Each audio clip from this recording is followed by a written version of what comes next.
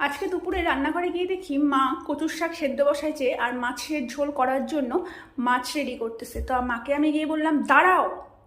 তো মা তো একটু অবাক হয়ে গেল, ভাবলো কি হলো, আচমকা ওরকম করে গিয়ে বললাম। তো মাকে বললাম এসব বাতিল করো, যা প্রচণ্ড গরম পড়ছে আজকে আমি এসব দিয়ে ভাত মেখে খাওয়ার মতো অবস্থায় নাই।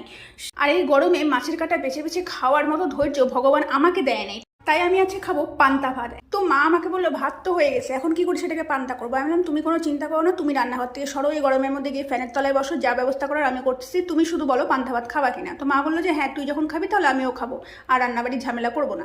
তো তারপরে গিয়ে ভাতটাকে তো ঠান্ডা হতে দিলাম, আর তারপরে এখানে আমি একটু করে নিলাম পটল ভাজা, আলু ভাজা আর একটু পেঁয়াজ দিয়ে বড়া, সবকিছু রেডি করে নিয়ে এসে দেখো স্নান টান সেরে একদম বসে পড়ছি বাটিতে নিয়ে পান্তা ভাত। তো এই দেখো একটু লেবু চটকায় নিচ্ছি আর মায়ের হাতের বানানো আচার, সেটা তো থাকবেই। তো আমার মতো তোমাদের কার কার এরকম পান্তা ভাত খেতে ভালো লাগে আমাকে কিন্তু কমেন্টে অবশ্যই জানাবা। আমার মা কিন্তু পুরোপুরি অবাক যে এই গরমের মধ্যে আমি এত কিছু করে ফেলেছি। তোমরাও যদি অবাক হয়ে থাকো তাহলে কিন্তু অবশ্যই লাইক কমেন্টের মাধ্যমে আমাকে জানাতে ভুলো না। তাহলে আজকের ভিডিওটা এখানেই শেষ করি। সবাই ভালো থেকো এবং সুস্থ থেকো।